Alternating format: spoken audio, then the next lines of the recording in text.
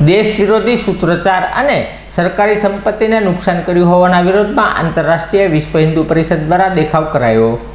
આંતરરાષ્ટ્રીય વિશ્વ હિન્દુ પરિષદ અને બજરંગ દળ દ્વારા ઘોઘાઘાટ ખાતે ચાલી રહેલા દેશમાં જે પેપર લીક થયાના મામલે આંદોલન કરવામાં આવ્યું છે, જેમાં દેશ વિરોધી સૂત્રોચ્ચાર અને સરકારી સંપત્તિને થયેલા નુકસાનના વિરોધમાં આંતરરાષ્ટ્રીય વિશ્વ હિન્દુ પરિષદ દ્વારા વિરોધ પ્રદર્શિત કરવામાં આવ્યો હતો।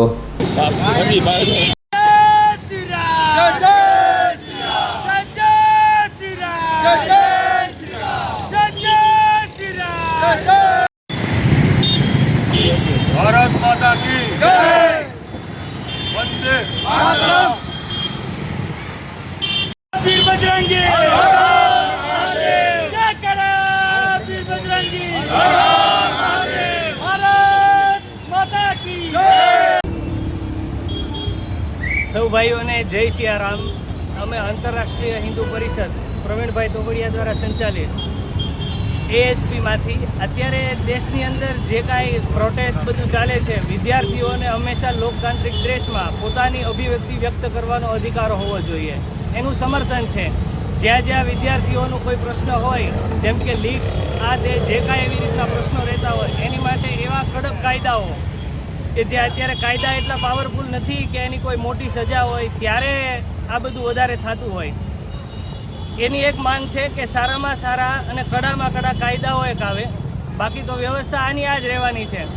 એમાં કાંઈ વધારે સજાનો ફેરફાર કરીએ તો આગામી સમયમાં છાત્રોના ભવિષ્ય સાથે આવું બધું ન થાય।